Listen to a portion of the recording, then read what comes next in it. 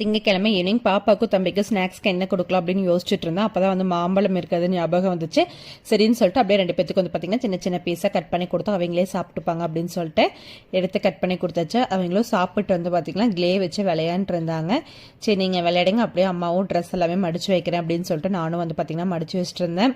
இந்த வேலை செய்யறதுக்கு ரொம்பவே சோம்பேறித்தனம் தான்.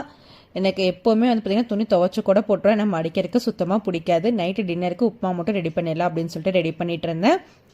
உப்புமா ரெடி பண்ணி வச்சுட்டு அப்படியே வந்து பார்த்திங்கன்னா ஹேர் கட் பண்ண போகலாம் அப்படின்னு சொல்லிட்டு பக்கத்தில் இருக்கிற யூனிசெக்ஸ் சலூன் தான் போயிருந்தோம். வீட்டுக்கு பக்கத்துலேயே இருக்குது. இப்போ ரீசெண்ட் டேஸில் வந்து பார்த்திங்கன்னா அங்கே தான் ஹேர் கட், த்ரெட்டிங் எல்லாருமே வந்து அங்கே தான் பண்ணிட்டுருக்கோம். ஹஸ்பண்டும் ஹேர் கட் அங்கே தான் பண்ணுவாங்க.